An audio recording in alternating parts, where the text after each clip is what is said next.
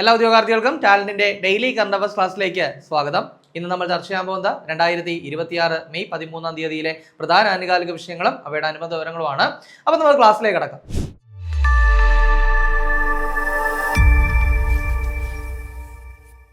അപ്പോൾ ഇനി വരാനിരിക്കുന്ന പ്രധാനപ്പെട്ട പരീക്ഷകളിൽ ഏറ്റവും പ്രധാനപ്പെട്ട ഒന്നാണ് LP UP അസിസ്റ്റന്റ് എന്ന് പറയുന്നത്. അപ്പോൾ നിങ്ങൾ പല ഉദ്യോഗാർത്ഥികളും ഒരു ടീച്ചറായിട്ട് പോയി നിൽക്കണമെന്നും കുട്ടികളെയൊക്കെ പഠിപ്പിക്കണമെന്നൊക്കെ ആഗ്രഹിച്ച് ഒരുപാട് പേരുണ്ടാവും. സോ അവർക്കൊക്കെ ഒരു സുവർണ്ണ അവസരമാണ് ഇനി വരാനായിട്ട് പോകുന്നത്. അപ്പോൾ എന്തായാലും നോട്ടിഫിക്കേഷന് വേണ്ടി വെയിറ്റ് ചെയ്യേണ്ട, അതിന് മുന്നേ തന്നെ നിങ്ങളുടെ തയ്യാറെടുപ്പുകൾ ആരംഭിക്കുക. സോ നിങ്ങളുടെ തയ്യാറെടുപ്പുകൾ ഈസി ആക്കുന്നതിന് വേണ്ടിയിട്ട് ടാലന്റ് ഒരു LP UP റാങ്ക് ഫയൽ പുറത്തിറക്കിയിട്ടുണ്ട്. അപ്പോൾ ഏറ്റവും പുതിയ NCERT ഫാക്ടറികൾ ഇതിൽ ഉൾപ്പെട്ടിട്ടുണ്ട്. ദെൻ മുൻവർഷ ചോദ്യങ്ങളുമായിട്ട് ബന്ധപ്പെട്ട കാര്യങ്ങൾ ഉൾപ്പെട്ടിട്ടുണ്ട്. അപ്പോൾ ഈ പുസ്തകം നിങ്ങളുടെ വീടിനടുത്തുള്ള ബുക്ക് സ്റ്റോളുകളിലും ആമസോൺ, ഫ്ലിപ്കാർട്ട് എന്നീ പ്ലാറ്റ്ഫോമുകളിലും ടാലന്റിന്റെ വെബ്സൈറ്റിലുള്ള veranda.talentgala.com ഇപ്പോൾ ലഭ്യമാണ്. ഇനി അതുപോലെ തന്നെ ഇനി വരുന്ന CPO എക്സാമിന് വേണ്ടിയിട്ട് തയ്യാറെടുക്കുന്ന ഉദ്യോഗാർത്ഥികൾക്ക് വേണ്ടിയിട്ടും ടാലന്റ് CPO റാങ്ക് ഫയൽ പുറത്തിറക്കിയിട്ടുണ്ട്. 3 വോളിയായിട്ടാണ് പുറത്തിറക്കിയിരിക്കുന്നത്. മുൻവർഷ ചോദ്യങ്ങളും അതുപോലെ തന്നെ ന്യൂ SCERT ഫാക്ടറികളും ഒക്കെ തന്നെ ഈ ഒരു റാങ്ക് ഫയൽ ഉൾപ്പെട്ടിട്ടുണ്ട്. ഇതും നിങ്ങളുടെ വീടിനടുത്തുള്ള ബുക്ക് സ്റ്റോളുകളിലും ആമസോൺ, ഫ്ലിപ്കാർട്ട് എന്നീ പ്ലാറ്റ്ഫോമുകളിലും ടാലന്റിന്റെ വെബ്സൈറ്റായിട്ടുള്ള veranda.talentgala.com ലഭ്യമാണ്. അപ്പോൾ പർച്ചേസ് ചെയ്യുക, പഠിക്കുക, ഇത്രയും പെട്ടെന്നൊരു ജോലിയിൽ എത്തിച്ചേരുക. അപ്പോൾ നമുക്കിന്ന് ചർച്ച ചെയ്യാനുള്ള ആദ്യത്തെ പോയിന്റിലേക്ക് കടക്കാം. നമ്മളിന്ന് ചർച്ച ചെയ്യാൻ പോകുന്ന ആദ്യത്തെ പോയിന്റ് എന്ന് പറയുന്നത് അസമിന്റെ പുതിയ മുഖ്യമന്ത്രി ആരാണ്. കാരണം നമുക്കിപ്പോൾ അറിയാം അല്ലെ, റീസെന്റ് ആയിട്ട് ഒരുപാട് സ്ഥലങ്ങളിൽ ഇലക്ഷൻ നടന്നു. നമ്മുടെ കേരളത്തിൽ നടന്നു, തമിഴ്നാട്ടിൽ നടന്നു, പുതുച്ചേരിയിൽ നടന്നു, പശ്ചിമ ബംഗാളിൽ നടന്നു, അസമിൽ നടന്നു. സോ ഇതിൽ പുതുച്ചേരി രംഗസ്വാമിയാണെന്ന് നമ്മൾ ചർച്ച ചെയ്തിട്ടുണ്ടായിരുന്നു. തമിഴ്നാട് ജോസഫ് വിജയ് ആണെന്ന് നമ്മൾ ചർച്ച ചെയ്തിട്ടുണ്ടായിരുന്നു. ദെൻ അതേപോലെ തന്നെ എന്താണ് പശ്ചിമ ബംഗാൾ അധികാരിയാണെന്ന് നമ്മൾ പറഞ്ഞിട്ടുണ്ടായിരുന്നു. പക്ഷേ കേരളത്തിന്റെ കാര്യത്തിൽ ഇതുവരെയും തീരുമാനമായിട്ടില്ല. അപ്പോൾ അതെന്തോ ആയിക്കോട്ടെ, തീരുമാനമാവുമ്പോൾ നമ്മൾ ചർച്ച ചെയ്യും. ഇനി നമുക്ക് എവിടത്തേക്ക് വരാം? അസമിലേക്ക് വരാം. അസമിന്റെ പുതിയ മുഖ്യമന്ത്രി ആരാണെന്ന് ചോദിച്ചു കഴിഞ്ഞാൽ ഹിമന്ത ബിശ്വ ശർമ്മ. ആരാണ്? ഹിമന്ത ബിശ്വ ശർമ്മയാണ് അസമിന്റെ മുഖ്യമന്ത്രിയായിട്ട് ചുമതലയേറ്റത്. ഓൾറെഡി അദ്ദേഹം തന്നെയായിരുന്നു അല്ലെ. അപ്പോൾ 2ാം തവണയാണ് എന്ത് ചെയ്യുന്നത്? ഹിമന്ത ബിശ്വ ശർമ്മ ഈ പറയുന്ന അസമിന്റെ മുഖ്യമന്ത്രിയായിട്ട് ചുമതലയേൽക്കുന്നത്. സോ കൃത്യമായിട്ട് ഓർത്തു വയ്ക്കുക. ഓൾറെഡി നമുക്ക് അറിയാവുന്നതാണ്. അപ്പോൾ അതിൽ പ്രത്യേകിച്ച് അപ്ഡേഷൻ ഒന്നും വന്നിട്ടില്ല. അസമിന്റെ മുഖ്യമന്ത്രി ആര് തന്നെയാണ്? ഹിമന്ത ബിശ്വ ശർമ്മയാണ്. ഇനി അടുത്തത് ഒരു പുരസ്കാരമാണ്. അതായത് 2026 മാടമ്പ കുഞ്ഞിക്കുട്ടൻ സ്മാരക പുരസ്കാരത്തിന് അർഹനായത് ആരാണ്? അപ്പൊ എന്താണ് 2026 മാടമ്പ കുഞ്ഞിക്കുട്ടൻ സ്മാരക പുരസ്കാരത്തിന് അർഹനായത് ആരാണ്? ശ്യാമപ്രസാദ് ആണ്. ഇദ്ദേഹത്തെ ഒരു പരിചയപ്പെടുത്തലിന്റെ ആവശ്യമൊന്നുമില്ല, അറിയപ്പെടുന്ന ഒരു സംവിധായകനാണ്. സോ അദ്ദേഹത്തിനാണ് 2026 ഈ പറയുന്ന മാടമ്പ കുഞ്ഞിക്കുട്ടൻ സ്മാരക പുരസ്കാരം കിട്ടിയത്. അപ്പോൾ അത് കൃത്യമായിട്ടൊന്ന് മനസ്സിലാക്കാൻ വേണ്ടി ശ്രമിക്കുക. ഇനി ഒരു പുസ്തകത്തെ പറ്റിയാണ് നമ്മൾ ചർച്ച ചെയ്യാൻ പോകുന്നത്. പുസ്തകം എന്ന് പറഞ്ഞു കഴിഞ്ഞാൽ ഒരു ഓർമ്മക്കുറിപ്പിനെ പറ്റിയാണ്. അപ്പോൾ പബ്ലിഷ് ആയിട്ടില്ല, പബ്ലിഷ് ആവാൻ പോകുന്നതേ ഉള്ളൂ. അതായത് A woman never stops fighting എന്ന് പറയുന്ന ഓർമ്മക്കുറിപ്പുകൾ രചിച്ചത് ആരാണ്? അപ്പൊ എന്താണ് പറഞ്ഞത്? A woman never stops fighting എന്ന് പറയുന്ന ഓർമ്മക്കുറിപ്പുകൾ രചിച്ചത് ആര് എന്നുള്ളതാണ് നമ്മൾ ചർച്ച ചെയ്യുന്നത്. അത് നർഗീസ് മുഹമ്മദി. ആരാണ്? നർഗീസ് മുഹമ്മദി ആണ്. കൃത്യമായിട്ട് പഠിക്കുക. കാരണം ഇറാനിയൻ മനുഷ്യാവകാശ പ്രവർത്തകയാണ് ഈ പറയുന്ന നർഗീസ് മുഹമ്മദി എന്ന് പറയുന്നത്. നിലവിൽ അവർ ജയിലിലാണെന്നുള്ള കാര്യം കൂടി ഒന്ന് മനസ്സിലാക്കുക. പക്ഷേ ഈ ഒരു നർഗീസ് മുഹമ്മദി എന്ന് പറയുന്ന പേര് ഇപ്പോഴല്ല നമ്മൾ കേൾക്കുന്നത്. ഇതിനു മുൻപേ നമ്മൾ കേട്ടിട്ടുണ്ട്. അതായത് 2023 സമാധാന നൊബേൽ അല്ലെ, 2023 സമാധാന നൊബേൽ നേടിയ വ്യക്തിയാണ് ആരെന്ന് പറയുന്നത്? ഈ പറയുന്ന നർഗീസ് മുഹമ്മദി എന്ന് പറയുന്നത്. കൃത്യമായിട്ടൊന്ന് പഠിക്കുക. ഇനി ഈ പറയുന്ന സമാധാന നൊബേൽ മാത്രമല്ല, മറ്റൊരു പ്രധാനപ്പെട്ട പുരസ്കാരം കൂടി ഈ നർഗീസ് മുഹമ്മദിക്ക് കിട്ടിയിട്ടുണ്ട്. ഏതാണെന്ന് ചോദിച്ചു കഴിഞ്ഞാൽ press freedom prize. 2023 press freedom പ്രൈസും എന്ത് ചെയ്തിട്ടുണ്ട്? ഈ പറയുന്ന നർഗീസ് മുഹമ്മദി കിട്ടിയിട്ടുണ്ട്. അതായത് 2023 3 പേർക്കാണ് ഈ പറയുന്ന പ്രസ് ഫ്രീഡം പ്രൈസ് കിട്ടിയത്. പക്ഷെ അതിൽ ഒരാളെന്ന് പറയുന്നത് ആരാണ്? ഈ പറയുന്ന നർഗീസ് മുഹമ്മദി ആണ്. സോ നമ്മളിവിടെ പറഞ്ഞതൊരു പുസ്തകത്തെ പറ്റിയാണ്. A woman never stops fighting എന്ന് പറയുന്ന ഓർമ്മക്കുറിപ്പുകൾ ആരുടേതാണെന്ന് പറഞ്ഞു. അത് നർഗീസ് മുഹമ്മദിയുടേതാണ്. ഇറാനിയൻ മനുഷ്യാവകാശ പ്രവർത്തകയാണെന്ന് പറഞ്ഞു. നിലവിൽ ജയിലിലാണെന്ന് പറഞ്ഞു. സോ ആ ജയിലിലെ അനുഭവങ്ങളാണ് എന്ത് ചെയ്യുന്നത്? ഈ ഒരു പുസ്തകത്തിൽ അവർ എന്ത് ചെയ്യുന്നത്? പരാമർശിക്കുന്നത്. കൃത്യമായിട്ട് മനസ്സിലാക്കുക. ദെൻ സമാധാന നൊബേലും അതുപോലെ തന്നെ പ്രസ് ഫ്രീഡം പ്രൈസും ഒക്കെ കിട്ടിയിട്ടുണ്ട്. അപ്പോൾ അതും കൂടെ ഒന്ന് പഠിക്കാനായിട്ട് ശ്രമിക്കുക. ഇനി അതുപോലെ തന്നെ ഒരു പുസ്തകം കൂടി നമുക്കൊന്ന് ഓർത്ത് വയ്ക്കണം കേട്ടോ. അതായത് ഈ പറയുന്ന നർഗീസ് മുഹമ്മദിയുടെ ഈ ഒരു A woman never stops fighting എന്ന് പറയുന്ന പുസ്തകം പറഞ്ഞതുകൊണ്ട് തന്നെ ഒരു പുസ്തകം കൂടി, അതായത് വൈറ്റ് ടോർച്ചർ കേട്ടോ. വൈറ്റ് ടോർച്ചർ എന്ന് പറയുന്ന പുസ്തകം ആരുടേതാണ് എന്ന് ചോദിച്ചു കഴിഞ്ഞാലും അതിന്റെ ഉത്തരം എന്ത് തന്നെയാണ്? നർഗീസ് മുഹമ്മദിയാണ്. അതായത് ഈ വൈറ്റ് ടോർച്ചർ എന്ന് പറയുന്ന പുസ്തകം ഈ പറയുന്ന ഇറാനിലെ ആ ഒരു ജയിലുകളെ കുറിച്ചും അതുപോലെ തന്നെ ഏകാന്ത തടവ് ശിക്ഷയെ കുറിച്ചൊക്കെ പ്രതിപാദിക്കുന്ന ഒരു പുസ്തകമാണ് വൈറ്റ് ടോർച്ചർ എന്ന് പറയുന്നത്. സോ അതും നർഗീസ് മുഹമ്മദിയുടേതാണ്. സോ അതുകൂടെ മനസ്സിലാക്കുക. ഇനി മറ്റൊരു പദ്ധതിയുമായിട്ട് ബന്ധപ്പെട്ട കാര്യമാണ് നമ്മൾ ചർച്ച ചെയ്യാൻ പോകുന്നത്. അതായത് രക്ഷിതാക്കളുടെ അഭാവത്തിൽ ഭിന്നശേഷിക്കാർക്ക് സംരക്ഷണം ഉറപ്പാക്കുന്നതിനായിട്ട് കേരള സാമൂഹ്യനീതി വകുപ്പ് പ്രഖ്യാപിച്ച പദ്ധതി ഏതാണ്? അപ്പൊ എന്താ പറഞ്ഞേ? രക്ഷിതാക്കളുടെ അഭാവത്തിൽ ഭിന്നശേഷിക്കാർക്ക് സംരക്ഷണം ഉറപ്പുവരുത്തുന്നതിനായി കേരള സാമൂഹ്യനീതി വകുപ്പ് പ്രഖ്യാപിച്ച പദ്ധതി ഏതാണ്? അൻപ വീട് എന്നാണ്. അതായത് ചിലപ്പോൾ ഈ ഭിന്നശേഷിക്കാരുടെ രക്ഷിതാക്കൾക്ക് വിശ്രമമോ അല്ലെങ്കിൽ ചികിത്സയോ ഒക്കെ വേണ്ടി വരുന്ന സാഹചര്യത്തിൽ ആ കുട്ടികളുടെ സംരക്ഷണം, ഒരു താൽക്കാലിക സംരക്ഷണം എന്ത് ചെയ്യും? ഈ ഒരു അൻപ വീടിൽ ഒരുങ്ങും എന്നുള്ള കാര്യം ഒന്ന് മനസ്സിലാക്കുക. സോ അതിന് വേണ്ടിയിട്ടാണ് ഈ ഒരു സാമൂഹ്യനീതി വകുപ്പ് ഇത്തരത്തിലൊരു പദ്ധതി ആരംഭിച്ചത്. ഇനി നമുക്ക് നോക്കാനുള്ളത് നമ്മുടെ കവചവുമായിട്ട് ബന്ധപ്പെട്ട കാര്യമാണ്. കവചം എന്ന് പറയുന്നതിനെ പറ്റി എല്ലാവർക്കും അറിയാം. നമ്മുടെ കേരളം സ്റ്റാർട്ട് ചെയ്തൊരു ഒരു സംവിധാനമാണ്, അതായത് ഒരു ദുരന്ത മുന്നറിയിപ്പ് സംവിധാനമാണ്. എന്തെന്ന് പറയുന്നത്? കവചം എന്ന് പറയുന്നത് അത്യാധുനിക രീതിയിലുള്ള ഒരു ദുരന്ത മുന്നറിയിപ്പ് സംവിധാനമാണ് കവചം എന്ന് പറയുന്നത്. അതിന്റെ പൂർണ്ണരൂപം എന്ന് പറയുന്നത് തന്നെ Kerala warnings crisis and hazard management system എന്നാണ്. അപ്പൊ എന്താണ് കവചത്തിന്റെ പൂർണ്ണരൂപം? Kerala warnings crisis and hazard management system എന്നാണ് കവചത്തിന്റെ പൂർണ്ണരൂപം. ഒന്ന് കൃത്യമായിട്ട് മനസ്സിലാക്കുക. പ്രത്യേകിച്ച് ഡിഗ്രിക്കാരൊക്കെ ഒന്ന് കാര്യമായിട്ട് നോക്കി വയ്ക്കുക. അപ്പൊ ഇവിടെ ഇപ്പോൾ നമ്മൾ എന്തിനെ പറ്റിയാണ് ഈ ഒരു കവചത്തെ പറ്റി പറയുന്നത് എന്ന് ചോദിച്ചു കഴിഞ്ഞാൽ, ഈ ഒരു കേരളത്തിന്റെ അത്യാധുനിക ദുരന്ത മുന്നറിയിപ്പ് സംവിധാനമായ കവചത്തിന്റെ മാതൃകയിൽ എന്ത് ചെയ്യാൻ പോകുന്നു? മറ്റൊരു സംസ്ഥാനം പദ്ധതി നടപ്പിലാക്കാനായിട്ട് പോവുകയാണ്. അപ്പൊ എന്താ പറഞ്ഞത്? കേരളത്തിന്റെ അത്യാധുനിക ദുരന്ത മുന്നറിയിപ്പ് സംവിധാനമായ കവചത്തിന്റെ മാതൃകയിൽ പദ്ധതി നടപ്പിലാക്കാൻ തീരുമാനിച്ച സംസ്ഥാനം ഏതാണ്? ഒഡീഷയാണെന്നുള്ള കാര്യം ഓർത്തു വയ്ക്കുക. അപ്പോൾ നമ്മൾ പറഞ്ഞു കവചം എന്ന് പറയുന്നത് നമ്മുടെ അത്യാധുനിക ദുരന്ത മുന്നറിയിപ്പ് സംവിധാനമാണ്. സോ അതിന്റെ അതേ മെത്തേഡിൽ എന്ത് ചെയ്യാൻ പോകുന്നു? ഒഡീഷയും ഒരു പദ്ധതി ആവിഷ്കരിക്കാൻ പോവുകയാണ്. നമ്മൾ അതുകൊണ്ട് ചർച്ച ചെയ്തേ ഉള്ളൂ. കവചത്തിന്റെ പൂർണ്ണരൂപം നമ്മൾ പറഞ്ഞു Kerala warnings crisis and hazard management system എന്നാണ് കവചത്തിന്റെ പൂർണ്ണരൂപം. ഇത് ഇങ്ങനെ ഈ പറയുന്ന നമ്മുടെ ചില പദ്ധതികളൊക്കെ ഇടയ്ക്കിടയ്ക്ക് ചില സംസ്ഥാനങ്ങളൊക്കെ അതേപടി എന്ത് ചെയ്യാറുണ്ട്? കൊണ്ടുപോകാറുണ്ട്. ഇപ്പൊ എക്സാമ്പിൾ ആയിട്ട് പറഞ്ഞു കഴിഞ്ഞാൽ നമ്മുടെ കേരളത്തിന്റെ മന്ദഹാസം എന്ന് പറഞ്ഞൊരു പദ്ധതി ഉണ്ടായിരുന്നു. അതായത് ഈ പല്ല് വെച്ചു പിടിപ്പിക്കാനായിട്ടൊക്കെ ധനസഹായം കൊടുക്കുന്ന ഒരു പദ്ധതിയുണ്ട്, മന്ദഹാസം. സോ അത് തമിഴ്നാട് പുന്നകൈ എന്ന പേരിലൊക്കെ കൊണ്ടുപോയിട്ടുണ്ട്. സോ അതുപോലെ ഒരുപാട് പദ്ധതികൾ ഇതേപോലെ പല സ്റ്റേറ്റുകൾ ഇതേപോലെ അഡാപ്റ്റ് ചെയ്തിട്ടുണ്ട്. സോ അത്തരത്തിൽ ഒന്നായിട്ട് നമുക്ക് എന്ത് ചെയ്യാൻ പറ്റും? കവചത്തെയും കാണാനായിട്ട് സാധിക്കും. സോ ഒന്ന് കൃത്യമായിട്ട് പഠിക്കുക.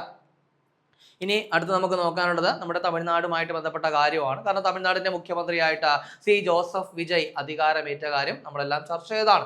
സോ അദ്ദേഹം അധികാരമേറ്റ ശേഷം അദ്ദേഹം പ്രധാനപ്പെട്ട ചില തീരുമാനങ്ങളൊക്കെ എടുത്തിട്ടുണ്ടായിരുന്നു അല്ലെ. അതായത് 200 യൂണിറ്റ് ഫ്രീ വൈദ്യുതി, അതുപോലെ തന്നെ ഈ ഒരു ടാസ്ക് ഫോഴ്സ് രൂപീകരിച്ചിട്ടുണ്ടായിരുന്നു. അതായത് സ്ത്രീകളുടെ സംരക്ഷണത്തിന് വേണ്ടിയിട്ടും അതുപോലെ തന്നെ ലഹരി മാഫിയക്കെതിരായിട്ടൊക്കെ അദ്ദേഹം ടാസ്ക് ഫോഴ്സ് ഒക്കെ രൂപീകരിച്ചിട്ടുണ്ടായിരുന്നു. സോ അതുമായിട്ട് ബന്ധപ്പെട്ട ഒരു കാര്യമാണ് നമ്മൾ ചർച്ച ചെയ്യാൻ പോകുന്നത്. അതായത് സ്ത്രീകളുടെ സുരക്ഷ ഉറപ്പാക്കുന്നതിനായിട്ട് അടുത്തിടെ തമിഴ്നാട് മുഖ്യമന്ത്രി രൂപീകരിച്ച സ്പെഷ്യൽ ടാസ്ക് ഫോഴ്സിന്റെ പേര് എന്താണ്? അപ്പൊ എന്താണ് പറഞ്ഞത്? സ്ത്രീകളുടെ സുരക്ഷ ഉറപ്പാക്കുന്നതിനായിട്ട് അടുത്തിടെ തമിഴ്നാട് മുഖ്യമന്ത്രി ആരാണ്? ജോസഫ് വിജയ് അല്ലെ. അപ്പൊ അദ്ദേഹം രൂപീകരിച്ച സ്പെഷ്യൽ ടാസ്ക് ഫോഴ്സ് ഏതാണെന്ന് ചോദിച്ചു കഴിഞ്ഞാൽ സിംഗപ്പൻ ആണെന്നുള്ള കാര്യം ഓർക്കുക കേട്ടോ. സിംഗപ്പൻ. അപ്പൊ അദ്ദേഹത്തിന്റെ സിനിമയിൽ തന്നെ ഒരു പാട്ടുണ്ട് അല്ലെ. അപ്പൊ അതുകൊണ്ട് നമുക്ക് എളുപ്പം കണക്ട് ചെയ്യാൻ പറ്റും. അപ്പോൾ കൃത്യമായിട്ട് അതൊന്ന് ഓർത്ത് വയ്ക്കുക. ദെൻ ഇനി മറ്റുള്ള പദ്ധതികളൊക്കെ വരുമ്പോൾ നമ്മൾ എന്ത് ചെയ്യും? അത് ഡീറ്റെയിൽ ആയിട്ട് ചർച്ച ചെയ്യും കേട്ടോ. ഇനി അടുത്ത് നമുക്ക് നോക്കാനുള്ളത് നമ്മുടെ കോടതിയുമായിട്ട് ബന്ധപ്പെട്ട ഒരു കാര്യമാണ് ചർച്ച ചെയ്യാനുള്ളത്. അതായത് സുപ്രീം കോടതി മുതൽ താഴെ തട്ടിലുള്ള താലൂക്ക് കോടതികൾ വരെയുള്ള എല്ലാ കേസുകളുടെയും വിവരങ്ങൾ ഒരൊറ്റ ഡിജിറ്റൽ സംവിധാനത്തിന് കീഴിൽ കൊണ്ടുവരുന്നതിനായിട്ട് അടുത്തിടെ ആരംഭിച്ച പദ്ധതി ഏതാണ്? ഏറ്റവും പ്രധാനപ്പെട്ട ഒരു കാര്യം. അതായത് നമ്മുടെ നിലവിലെ സുപ്രീം കോടതി ചീഫ് ജസ്റ്റിസ് എത്രാമത്തെയാ? 53ാമത്തെ അല്ലെ. ആരാണ്? സൂര്യകാന്ത്. അപ്പൊ ആ സൂര്യകാന്ത് പ്രഖ്യാപിച്ചൊരു പ്രധാനപ്പെട്ട കാര്യമാണ്, ഒരു പദ്ധതിയാണ് വൺ കേസ് വൺ ഡേറ്റ. എന്താണ് വൺ കേസ് വൺ ഡേറ്റ? എന്തിനാണെന്ന് നമ്മൾ പറഞ്ഞു. അതായത് സുപ്രീം കോടതി മുതൽ താഴെ തട്ടിലുള്ള താലൂക്ക് കോടതികൾ വരെ, സുപ്രീം കോടതി ആയിക്കോട്ടെ, ഹൈക്കോടതി ആയിക്കോട്ടെ, ജില്ലാ കോടതി ആയിക്കോട്ടെ, താലൂക്ക് കോടതി ആയിക്കോട്ടെ, അപ്പൊ ഇവിടെയുള്ള എല്ലാ കേസുകളുടെയും വിവരങ്ങൾ എന്ത് ചെയ്യാൻ പറ്റും? ഒരൊറ്റ ഡിജിറ്റൽ സംവിധാനത്തിന് കീഴിൽ നമുക്ക് അറിയാനായിട്ട് സാധിക്കും. അപ്പൊ അതാണ് എന്തെന്ന് പറയുന്നത്? വൺ കേസ് വൺ ഡേറ്റ എന്ന് പറയുന്നത്. കാരണം ആൾക്കാർക്ക് ഈ ഒരു കോടതി നടപടിയുമായിട്ട് ബന്ധപ്പെട്ട അല്ലെങ്കിൽ കേസുകളുമായിട്ട് ബന്ധപ്പെട്ട കാര്യങ്ങൾ കൂടുതൽ സുതാര്യമാവും ഈ ഒരു സംവിധാനം വരുമ്പോഴത്തേക്കും. സോ അതൊന്ന് കൃത്യമായിട്ട് മനസ്സിലാക്കാൻ ശ്രമിക്കുക. ഇനി അതിന് പുറമെ തന്നെ നമ്മുടെ സുപ്രീം കോടതിയുടെ വെബ്സൈറ്റിൽ സുസഹായി എന്ന് പറയുന്ന ഒരു ചാറ്റ് ബോട്ടും കൂടി, ഒരു AI ചാറ്റ് ബോട്ട് കൂടി എന്ത് ചെയ്തിട്ടുണ്ട്? ആരംഭിച്ചിട്ടുണ്ട്. സോ അതും കൂടെ ഒന്ന് കൃത്യമായിട്ട് ഓർക്കുക. അപ്പോൾ ഇവിടെ പറഞ്ഞത് വൺ കേസ് വൺ ഡേറ്റ എന്ന് പറയുന്നത് സുപ്രീം കോടതി ആരംഭിച്ച കാര്യം പറഞ്ഞിട്ടുണ്ടായിരുന്നു. ഇനി അടുത്തത് നമ്മുടെ ഏറ്റവും പ്രധാനപ്പെട്ട ഒരു പോയിന്റ് ആണ്, അതായത് VBG റാംജിയുമായിട്ട് ബന്ധപ്പെട്ട കാര്യം. ഓൾറെഡി തന്നെ നമ്മൾ അതുമായിട്ട് ബന്ധപ്പെട്ട പ്രധാനപ്പെട്ട കുറെ കാര്യങ്ങളൊക്കെ ചർച്ച ചെയ്ത് കഴിഞ്ഞതാണ്. എന്നിരുന്നാൽ തന്നെ ഇപ്പോൾ ഏറ്റവും പ്രധാനപ്പെട്ട ഒരു കാര്യം വന്നിരിക്കുകയാണ്. അതായത് VBG റാംജി പദ്ധതി പ്രാബല്യത്തിൽ വരുന്നത് എന്നാണെന്ന് ചോദിച്ചു കഴിഞ്ഞാൽ 2026 ജൂലൈ 1 മുതലാണ്. സോ എന്തായാലും പ്രാബല്യത്തിൽ വരുമ്പോൾ ഡീറ്റെയിൽ ആയിട്ട് നമ്മൾ ചർച്ച ചെയ്യും. എന്നാലും ഒരു മുന്നൊരുക്കം എന്ന നിലയിൽ നമ്മൾ എന്ത് ചെയ്യുന്നു, ഒന്നുകൂടെ ഒന്ന് നോക്കുന്നു എന്ന് മാത്രം. അപ്പോൾ VBG റാംജി പദ്ധതി പ്രാബല്യത്തിൽ വരുന്നത് 2026 ജൂലൈ 1 മുതലാണ്. ഇനി എന്താണ് VBG റാംജിയുടെ പൂർണ്ണരൂപം എന്ന് ചോദിച്ചു കഴിഞ്ഞാൽ Vikasit Bharat guarantee for Rozgar and Ajeevika mission Gramin എന്നുള്ളതാണ് VBG റാംജിയുടെ പൂർണ്ണരൂപം. അപ്പൊ എന്താ പറഞ്ഞേ, Vikasit Bharat guarantee for Rozgar and Ajeevika mission Gramin എന്നുള്ളതാണ് VBG റാംജിയുടെ പൂർണ്ണരൂപം. കൃത്യമായിട്ട് മനസ്സിലാക്കി വെച്ചേക്കുക. ദെൻ ഈ ഒരു VBG റാംജി ബില്ല് ലോക്സഭയിൽ അവതരിപ്പിച്ചത് എന്നാണെന്ന് ചോദിച്ചു കഴിഞ്ഞാൽ 2025 മനസ്സിലാക്കുക. 2025 ഡിസംബർ മാസം 16 തീയതി ലോക്സഭയിൽ അവതരിപ്പിക്കുന്നു. ദെൻ ഡിസംബർ മാസം 18 തീയതി ഇത് ലോക്സഭയിലും അതുപോലെ തന്നെ രാജ്യസഭയിലും എന്ത് ചെയ്യുന്നു, പാസ്സാവുന്നു. ദെൻ ഡിസംബർ മാസം 21 തീയതി എന്ത് ചെയ്യുന്നു, ഈ ഒരു ബില്ല് രാഷ്ട്രപതി ഒപ്പുവെക്കുന്നു. സോ നിയമമാവുന്നു. അപ്പൊ ഇത് പ്രാബല്യത്തിൽ വരാൻ പോകുന്നത് 2026 ജൂലൈ 21. അപ്പൊ ഇത് പ്രാബല്യത്തിൽ വരുന്ന സമയത്ത് നമ്മുടെ ഇതിന് മുൻപുണ്ടായിരുന്ന മഹാത്മാഗാന്ധി ഗ്രാമീണ തൊഴിലുറപ്പ് പദ്ധതി എന്ത് ചെയ്യും, ഇല്ലാതാവും. സോ അതിന് പകരമായിട്ട് ഇത് എന്ത് ചെയ്യും, വരും എന്നുള്ളതാണ് ഏറ്റവും പ്രധാനപ്പെട്ട പ്രത്യേകത. ദെൻ മുൻപ് തൊഴിലുറപ്പ് പദ്ധതിയിൽ എത്രയാണ്, 100 തൊഴിൽ ദിനങ്ങളാണെങ്കിൽ VBG റാംജിയിലേക്ക് വരുമ്പോൾ അത് 125 തൊഴിൽ ദിനങ്ങളാവും എന്നുള്ളതാണ് ഏറ്റവും പ്രധാനപ്പെട്ട ഒരു മാറ്റം എന്ന് പറയുന്നത്. അത് മാത്രമല്ല കേട്ടോ, ഇനിയും ഉണ്ട്. അതായത് ഇവരുടെ എന്താണ് ഈ ഒരു ഫണ്ടിങ്ങുമായിട്ട് ബന്ധപ്പെട്ട, അതായത് ഇവരുടെ വേതനവുമായിട്ട് ബന്ധപ്പെട്ട കാര്യങ്ങളിലും ചില വ്യത്യാസങ്ങൾ വരുന്നുണ്ട്. കാരണം മുൻപ് എന്ന് പറയുന്നത് 90-10 എന്നുള്ളൊരു എന്താണ് ശതമാനം വരുന്നുണ്ട്. 90-10 എന്നുള്ള ശതമാന കണക്കായിരുന്നു. അതായത് ഈ ഒരു അവരുടെ വിഹിതത്തിൽ എന്താണ് അവർക്ക് നൽകുന്ന വേതനത്തിന്റെ 90% കേന്ദ്രം വഹിക്കും, 10% സംസ്ഥാനം വഹിച്ചാൽ മതിയാകും എന്നുള്ളതായിരുന്നു. പക്ഷെ ഇപ്പൊ എന്ത് ചെയ്തിരിക്കുകയാണ്, അതില് വ്യത്യാസം വന്നിരിക്കുകയാണ്. അപ്പൊ ഇനി മുതൽ 60-40 എന്നുള്ളൊരു സിസ്റ്റത്തിലായിരിക്കും കേട്ടോ. അതായത് 60% കേന്ദ്രവും 40% എന്തായിരിക്കും, സംസ്ഥാനവും വഹിക്കുക. സോ അത് കൃത്യമായിട്ടൊന്ന് പഠിച്ചു വെച്ചേക്കുക. ഇനി അത് മാത്രമല്ല, ഈ പറയുന്ന എല്ലായിടത്തും ഈ പറയുന്ന 60-40 എന്നുള്ള കാര്യമല്ല. ഇപ്പൊ ഹിമാലയൻ സ്റ്റേറ്റുകൾ, നോർത്ത് ഈസ്റ്റ് വടക്ക് കിഴക്കൻ സംസ്ഥാനങ്ങളിൽ ഇവിടെയൊന്നും എന്ത് വന്നിട്ടില്ല, ഈ പറയുന്ന 60-40 അല്ല. അവിടെയൊക്കെ പഴയതുപോലെ തന്നെ കേന്ദ്രം 90-ഉം അതുപോലെ തന്നെ ആ സംസ്ഥാനങ്ങൾ 10-ഉം മാത്രം വഹിച്ചാൽ മതിയാവും കേട്ടോ. അപ്പോൾ ഈ ബാക്കി സംസ്ഥാനങ്ങളിലാണ്, നോർത്ത് ഈസ്റ്റ് വടക്ക് കിഴക്കൻ സംസ്ഥാനങ്ങളിലും അതുപോലെ തന്നെ ഹിമാലയൻ സംസ്ഥാനങ്ങളിലും എന്തല്ല, ഈ പറയുന്ന 60-40 അല്ല, അവിടെയൊക്കെ 90-10 ആണ്. ഇനി കേന്ദ്രഭരണ പ്രദേശങ്ങളുടെ കാര്യത്തിലേക്ക് നമ്മൾ വരുമ്പോൾ ഏറ്റവും പ്രധാനപ്പെട്ട കാര്യം എന്ന് പറയുന്നത്, കേന്ദ്രഭരണ പ്രദേശങ്ങളിൽ നിയമസഭ ഇല്ലാത്ത കേന്ദ്രഭരണ പ്രദേശങ്ങളിൽ പൂർണ്ണമായിട്ടും അതായത് 100% ആര് തന്നെ, കേന്ദ്രം തന്നെയാണ്. നിയമസഭ ഇല്ലാത്ത കേന്ദ്രഭരണ പ്രദേശങ്ങളിൽ 100% വഹിക്കുന്നത് കേന്ദ്രം തന്നെ ആയിരിക്കും എന്നുള്ള കാര്യം മനസ്സിലാക്കുക. പക്ഷെ അവിടെയും നമുക്ക് ഒരു കൺഫ്യൂഷൻ ഉണ്ട് ജമ്മു കാശ്മീരിന്റെ കാര്യത്തിൽ. കാരണം ജമ്മു കാശ്മീരിൽ എന്തുണ്ട്, കേന്ദ്രഭരണ പ്രദേശമാണ്, അവിടെ നിയമസഭയുണ്ട്. പക്ഷെ അവിടുത്തെ കാര്യത്തിലേക്ക് വരുമ്പോൾ അവിടെയും ഈ 90-10 ആണ് കേട്ടോ. അതിനൊരു കാരണമുണ്ട്. ജമ്മു കാശ്മീർ എന്ന് പറയുന്നത് ഹിമാലയത്തിന്റെ പരിധിയിൽ വരുന്നതാണ്. അപ്പൊ അതുകൊണ്ട് അവിടെ ജമ്മു കാശ്മീരിന്റെ കാര്യത്തിൽ മാത്രം 90-10 ആണ്. ബാക്കിയുള്ള പുതുച്ചേരി അതുപോലെ തന്നെ ഡൽഹി ഒക്കെ കേന്ദ്രഭരണ പ്രദേശങ്ങളാണെങ്കിലും അവിടെയൊക്കെ നിയമസഭ ഉള്ളത് കൊണ്ട് അവർക്ക് 60-40 എന്നുള്ള രീതി ആയിരിക്കും. അപ്പോൾ ജമ്മു കാശ്മീർ, വടക്ക് കിഴക്കൻ സംസ്ഥാനങ്ങള്, ഹിമാലയത്തിന്റെ പരിധിയിൽ വരുന്ന സംസ്ഥാനങ്ങൾ അവിടെയൊക്കെ 90-10 ആണ്. നിയമസഭ ഇല്ലാത്ത കേന്ദ്രഭരണ പ്രദേശങ്ങളിലൊക്കെ എത്ര തന്നെയാണ്, 100% കേന്ദ്രം തന്നെയാണ്. അപ്പൊ അത് കൃത്യമായിട്ട് പഠിക്കുക. അപ്പൊ എന്തായാലും ബാക്കി കാര്യങ്ങളൊക്കെ വരട്ടെ, അതായത് ഒരു പദ്ധതി നിലവിൽ വരട്ടെ. അപ്പോൾ അതിന്റെ വേതനവുമായിട്ട് എന്തെങ്കിലും വ്യത്യാസങ്ങളൊക്കെ ഉണ്ടെങ്കിൽ നമ്മൾ എന്ത് ചെയ്യും, അത് അപ്പോൾ ചർച്ച ചെയ്യും. അപ്പോൾ എന്തായാലും നമുക്കൊരു ജൂലൈ 1 വരെയൊക്കെ വെയിറ്റ് ചെയ്യാം അല്ലെ. അപ്പോൾ അതിന് മുൻപ് എന്തെങ്കിലുമൊക്കെ വരുന്നെങ്കിൽ നമ്മൾ ഡെയിലി കറണ്ട് അഫയേഴ്സ് ക്ലാസ്സിലൂടെ തന്നെ ചർച്ച ചെയ്യും. ഇപ്പോൾ ഇത്രയും കാര്യം ഒന്ന് മനസ്സിലാക്കി വെച്ചേക്കാം. അടുത്ത നമുക്ക് നോക്കാനുള്ള പോയിന്റ് എന്ന് പറയുന്നത് മറ്റൊരു സംവിധാനവുമായിട്ട് ബന്ധപ്പെട്ട കാര്യമാണ്. അതായത് കത്തുകളും പാഴ്സലുകളും അയക്കാനായിട്ട് അടുത്തിടെ തപാൽ വകുപ്പ് വികസിപ്പിച്ചെടുത്ത വെർച്വൽ അഡ്രസ് സംവിധാനം എന്താണ്? അതിന്റെ പേര് ധ്രുവ എന്നാണ്. അതായത് നമുക്ക് ഈ ഒരു ഡിജി പിന്നിനൊക്കെ പകരമായിട്ട് ഇമെയിൽ ID-യുടെയും അതുപോലെ തന്നെ UPI ID-യുടെ ഒക്കെ ആ ഒരു സിസ്റ്റത്തിന്റെ രീതിയിൽ എന്ത് ചെയ്യുന്നു, ഐഡികൾ ക്രിയേറ്റ് ചെയ്യുക, കുറച്ചും കൂടെ എന്ത് ചെയ്യുക, സ്പീഡപ്പ് ആക്കുക എന്നുള്ള ലക്ഷ്യത്തോടു കൂടിയാണ് ഈ ഒരു ധ്രുവ എന്ന് പറയുന്ന സംവിധാനം ഇവർ കൊണ്ടുവന്നിട്ടുള്ളത്. ഈ ധ്രുവയ്ക്ക് ഒരു പൂർണ്ണരൂപമുണ്ട്. അതായത് digital hub four reference and unique virtual address എന്നുള്ളതാണ് ധ്രുവയുടെ പൂർണ്ണരൂപം. അപ്പൊ എന്താ പറഞ്ഞേ, digital hub four reference and unique virtual address എന്നാണ് ധ്രുവയുടെ പൂർണ്ണരൂപം. സോ ആ ഒരു കാര്യം കൂടി ഓർത്തേക്കുക. ഇനി മറ്റൊരു പ്രധാനപ്പെട്ട കാര്യമാണ്, അതായത് ഇന്ത്യയുടെ ആദ്യത്തെ പ്ലാനിംഗ് കമ്മീഷൻ സെക്രട്ടറി ആരാണ്? എന്താണ് ഇന്ത്യയുടെ ആദ്യത്തെ പ്ലാനിംഗ് കമ്മീഷൻ സെക്രട്ടറി ആരെന്നാണ്? ത്രിഭുവൻ പ്രസാദ് സിംഗ്. ആരാണ്? ത്രിഭുവൻ പ്രസാദ് സിംഗ് ആണ്. കൃത്യമായിട്ടൊന്ന് പഠിച്ചേക്കുക. ദെൻ ഇപ്പോൾ ഇദ്ദേഹത്തിന്റെ പേര് ഇവിടെ ചർച്ച ചെയ്യേണ്ട ആവശ്യം എന്താണെന്ന് ചോദിച്ചു കഴിഞ്ഞാൽ അടുത്തിടെ വികസിപ്പിച്ച എന്താണ് ഒരു റോസയ്ക്ക് ഇദ്ദേഹത്തിന്റെ പേര് നൽകി കേട്ടോ. അപ്പോൾ അടുത്തിടെ വികസിപ്പിച്ച എന്താണ് ഒരു ഹൈബ്രിഡ് റോസയ്ക്ക് എന്ത് ചെയ്തിട്ടുണ്ടായിരുന്നു? ഇദ്ദേഹത്തിന്റെ പേര് നൽകുകയുണ്ടായി, അതായത് ത്രിഭുവൻ എന്ന പേര് നൽകുകയുണ്ടായി. സോ അതുകൊണ്ടാണ് നമ്മൾ ചർച്ച ചെയ്തത്. അപ്പോൾ ഇവിടെ പറഞ്ഞത് ത്രിഭുവൻ പ്രസാദ് സിംഗ് ആണ് ഇന്ത്യയുടെ ആദ്യത്തെ പ്ലാനിംഗ് കമ്മീഷൻ സെക്രട്ടറി എന്ന് പറയുന്നത്. ദെൻ അത് മാത്രമല്ല 15ാമത് ധനകാര്യ കമ്മീഷന്റെ അധ്യക്ഷനായിട്ടുള്ള എന്താണ് NK സിംഗിന്റെ പിതാവ് കൂടിയാണ് ഈ ത്രിഭുവൻ പ്രസാദ് സിംഗ് എന്ന് പറയുന്നത്. സോ അതും കൂടെ ഒന്ന് കൃത്യമായിട്ട് ഓർക്കുക. ഇനി അടുത്ത് നമുക്ക് നോക്കാനുള്ളത് സ്പോർട്സുമായിട്ട് ബന്ധപ്പെട്ട ഒരു കാര്യമാണ്. അതായത് 2026 സ്പാനിഷ് ലാലിഗ കിരീടം നേടിയത് ആരാണ്? വളരെ എളുപ്പമുള്ള ഒരു പോയിന്റ് കേട്ടോ. 2026 സ്പാനിഷ് ലാലിഗ കിരീടം നേടിയത് ആരാണ്? ബാഴ്സലോണ. ആരാണ്? ബാഴ്സലോണയാണ്. സോ ഇതും കൂടെ ഒന്ന് കൃത്യമായിട്ട് മനസ്സിലാക്കി വെച്ചേക്കുക. ഇനി ഞാൻ നിങ്ങളെ നമ്മുടെ പ്രാക്ടീസ് ബുക്ക് പരിചയപ്പെടുത്തുകയാണ്. ഓൾറെഡി ഞാൻ പരിചയപ്പെടുത്തിയിട്ടുണ്ട് നമ്മുടെ അറിവിടത്തിന്റെ പ്രാക്ടീസ് ബുക്ക്. അതായത് SCRT ബുക്കുകളെ ബേസ് ചെയ്തിട്ട് ടാലന്റ് പുറത്തിറക്കിയ പ്രാക്ടീസ് ബുക്കാണ് ഈ ഒരു പ്രാക്ടീസ് ബുക്ക് എന്ന് പറയുന്നത്. അപ്പോൾ ഇതിൽ ഏകദേശം 4300-ലധികം SCRT ചോദ്യങ്ങളുണ്ട്, സ്റ്റേറ്റ്മെന്റ് ബേസ് ആയിട്ടുള്ള ചോദ്യങ്ങളുണ്ട്. ഇനി ഇതെല്ലാം തന്നെ ചാപ്റ്റർ വൈസ് ആണ് ഞങ്ങൾ അറേഞ്ച് ചെയ്തിരിക്കുന്നത്. ഇതിൽ സയൻസിൽ നിന്നുള്ള 1800-ലധികം ചോദ്യങ്ങളും സോഷ്യലിൽ നിന്നുള്ള 2300-ലധികം ചോദ്യങ്ങളും ഉണ്ട്. ദെൻ ഈ ഒരു ചോദ്യങ്ങൾക്ക് പുറമെ ഇപ്പോൾ റീസെന്റ് ആയിട്ട് PSCയിൽ ചോദിച്ച SCRT ബേസ് ചെയ്തിട്ടുള്ള PQs കൂടി ഞങ്ങൾ ഇതിൽ ആഡ് ചെയ്തിട്ടുണ്ട്. സോ നിങ്ങൾക്ക് ഇത് നല്ല യൂസ്ഫുൾ ആയിരിക്കും. നിങ്ങളുടെ വീടിനടുത്തുള്ള ബുക്ക് സ്റ്റോളുകളിലും Amazon, Flipkart എന്നീ പ്ലാറ്റ്ഫോമുകളിലും ടാലന്റിന്റെ വെബ്സൈറ്റ് ആയിട്ടുള്ള veranda.channelkerala.com ഇത് ലഭ്യമാണ്. ഇനി നമുക്ക് ചർച്ച ചെയ്ത പോയിന്റുകൾ ഒന്നുകൂടി നോക്കാം. ആദ്യം നമ്മൾ പറഞ്ഞ പോയിന്റ് അസമിന്റെ പുതിയ മുഖ്യമന്ത്രിയാണ് ഹിമന്ത ബിശ്വ ശർമ്മ. ദെൻ അതിനുശേഷം പറഞ്ഞു 2026 മാടമ്പ കുഞ്ഞുകുട്ടൻ സ്മാരക പുരസ്കാരം ആർക്കാണ്? ശ്യാമപ്രസാദിനാണ് കിട്ടിയെന്ന് പറഞ്ഞു.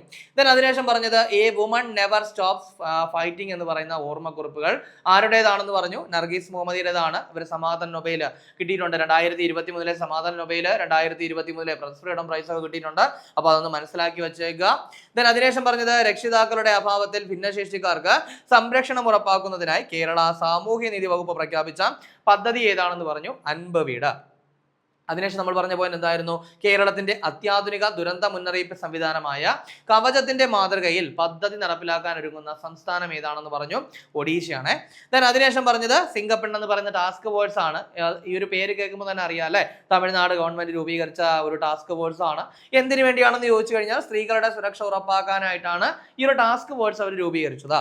ദെൻ അതിനുശേഷം പറഞ്ഞത് 1 കേസ് 1 ഡേറ്റ എന്ന് പറയുന്ന ഒരു പദ്ധതിയെ പറ്റി പറഞ്ഞു അല്ലെ. അതായത് സുപ്രീം കോടതി മുതൽ താഴെ തട്ടിലുള്ള താലൂക്ക് കോടതികൾ വരെയുള്ള എല്ലാ കേസുകളുടെയും വിവരങ്ങൾ ഒരൊറ്റ ഡിജിറ്റൽ സംവിധാനത്തിന് കീഴിൽ കൊണ്ടുവരുന്ന പദ്ധതിയാണെന്ന് പറയുന്നത് 1 കേസ് 1 ഡേറ്റ എന്ന് പറയുന്നത്. എളുപ്പമാണ് കേട്ടോ, നമുക്ക് പഠിച്ചു വെക്കാൻ വളരെ എളുപ്പമാണ് 1 കേസ് 1 ഡേറ്റ. ദെൻ അതിനുശേഷം നമ്മുടെ VBG റാംജിയെ പറ്റി പറഞ്ഞു. പൂർണ്ണരൂപം Viksit Bharat guarantee for Rozgar and Ajeevika mission Gramin എന്നുള്ളതാണ് VBG റാംജിയുടെ പൂർണ്ണരൂപം. അപ്പോൾ ഇനി ഈ ഒരു പദ്ധതി എന്നാണ് പ്രാബല്യത്തിൽ വരുന്നതെന്ന് ചോദിച്ചു കഴിഞ്ഞാൽ 2026 ജൂലൈ 1 പദ്ധതി നിലവിൽ വരട്ടെ. ബാക്കി കാര്യങ്ങളൊക്കെ ഡീറ്റെയിൽ ആയിട്ട് നമുക്ക് എന്ത് ചെയ്യാം, ചർച്ച ചെയ്യാം. അപ്പോൾ എന്തായാലും ഡിഗ്രി പ്രിലിംസ് അല്ലെങ്കിൽ ഡിഗ്രി മെയിൻസ് പോലുള്ള പരീക്ഷകൾക്ക് തയ്യാറെടുക്കുന്നവർ ഈ ഒരു VBG റാംജി മിസ്സാക്കാതെ പഠിച്ചു വെച്ചു കേട്ടോ. കാരണം ഏറ്റവും ആവശ്യമുള്ള ഒരു കാര്യമാണ് നിങ്ങളെ സംബന്ധിച്ചത്. ദെൻ അതിനുശേഷം പറഞ്ഞു കത്തുകളും പാഴ്സലുകളും അയക്കാനായിട്ട് അടുത്തിടെ തപാൽ വകുപ്പ് വികസിപ്പിച്ച ഒരു വെർച്വൽ അഡ്രസ് സംവിധാനം ഏതാണെന്ന് പറഞ്ഞു? ധ്രുവ കേട്ടോ, ധ്രുവയാണ്.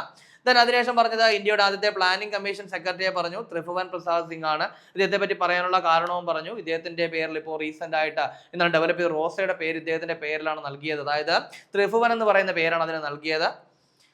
ഇനി കഴിഞ്ഞ ക്ലാസ്സുമായി ബന്ധപ്പെട്ട 2 ചോദ്യങ്ങൾ നൽകുകയാണ്. അതിന്റെ ഉത്തരം കൂടി കമന്റ് ചെയ്യുക. ആദ്യത്തെ ചോദ്യം സി ജോസഫ് വിജയുടെ പാർട്ടി ഏതെന്നാണ് ചോദ്യം. അപ്പോൾ ദ്രാവിഡ മുന്നേറ്റ ഘടകമാണോ, തമിഴക വെട്രി ഘടകമാണോ, ഓൾ ഇന്ത്യ അണ്ണാ ദ്രാവിഡ മുന്നേറ്റ ഘടകമാണോ, ദെൻ പാട്ടാളി മക്കൾ കക്ഷിയാണോ? ശരി ഉത്തരം കമന്റ് ചെയ്തേക്കുക. ദെൻ രണ്ടാമത്തെ ചോദ്യം 2026 മെയ്യിൽ പുതുച്ചേരി മുഖ്യമന്ത്രിയായിട്ട് നിയമിതനായത് ആരാണ്? Omar Abdullah, V Narayanasamy, V Vaithilingam, then N Rangasamy. ഇതിന്റെ ശരി ഉത്തരം കൂടി കമന്റ് ചെയ്യുക. ദെൻ കഴിഞ്ഞ ക്ലാസ്സിൽ നൽകിയിരുന്ന 2 ചോദ്യങ്ങളുടെ ഉത്തരം കൂടി നോക്കാം. ആദ്യത്തെ ചോദ്യം എന്ന് പറയുന്നത് സുവേന്ദു അധികാരി. പേര് കേൾക്കുമ്പോൾ അറിയാം അല്ലെ, എവിടുത്തെ CM? പശ്ചിമ ബംഗാളിന്റെ ആണ്. മുൻപ് മമതാ ബാനർജി ആയിരുന്നു. റീസെന്റ് ഇലക്ഷനിൽ NDA പശ്ചിമ ബംഗാൾ അധികാരത്തിൽ വരികയും സുവേന്ദു അധികാരി അവിടെ എന്ത് ചെയ്യുന്നു, മുഖ്യമന്ത്രിയായി സത്യപ്രതിജ്ഞ ചെയ്യുകയും ചെയ്തു. ദെൻ പശ്ചിമ ബംഗാളിലെ നിലവിലെ ഗവർണർ ആരെന്ന് ചോദിച്ചു കഴിഞ്ഞാൽ RN രവിയാണ് കേട്ടോ. അത് കൃത്യമായിട്ട് പഠിക്കുക. ഈ RN രവി മുൻപ് തമിഴ്നാടിന്റെ ഗവർണർ ആയിരുന്നു. ദെൻ അടുത്ത ചോദ്യം എന്ന് പറയുന്നത് റോബോട്ട് സന്യാസിയായ ഗാവിയെ അവതരിപ്പിച്ചത് ഏത് രാജ്യം എന്നാണ് നമ്മൾ ചർച്ച ചെയ്തു അല്ലെ. ദക്ഷിണ കൊറിയ ആണ് എന്നുള്ള കാര്യം ഒന്ന് കൃത്യമായിട്ട് പഠിച്ചു വെച്ചേക്കുക. ദക്ഷിണ കൊറിയയിലെ ആദ്യത്തെ എന്താണ് റോബോട്ട് സന്യാസിയാണ് ഗാബി എന്ന് പറയുന്നത്, അതുകൂടെ മനസ്സിലാക്കുക. അപ്പൊ നമ്മൾ ഇന്ന് ചർച്ച ചെയ്ത ചോദ്യങ്ങളും അതിന്റെ ഉത്തരങ്ങളും ചർച്ച ചെയ്ത പോയിന്റുകളും മനസ്സിലായെന്ന് വിചാരിക്കുന്നു. വളരെ കാര്യമായിട്ട് നല്ലതുപോലെ തന്നെ ഡെയിലി കറണ്ട് അഫയേഴ്സ് അപ്ഡേറ്റ് ചെയ്യുക, നല്ലപോലെ വർക്ക് ചെയ്യുക, എത്രയും പെട്ടെന്ന് ഒരു ജോലി നേടിയെടുക്കുക. 2026 മെയ് 13 തീയതിയിലെ പ്രധാന ആനുകാലിക വിഷയങ്ങളും അവയുടെ അനുബന്ധ വിവരങ്ങളുമാണ് നമ്മൾ ചർച്ച ചെയ്ത് കഴിഞ്ഞത്. അപ്പോൾ ഈ ചർച്ച ചെയ്ത പോയിന്റുകളൊക്കെ മനസ്സിലായെന്ന് വിചാരിക്കുന്നു. മറ്റൊരു ക്ലാസ്സുമായി നമുക്ക് അടുത്ത ദിവസം കാണാം.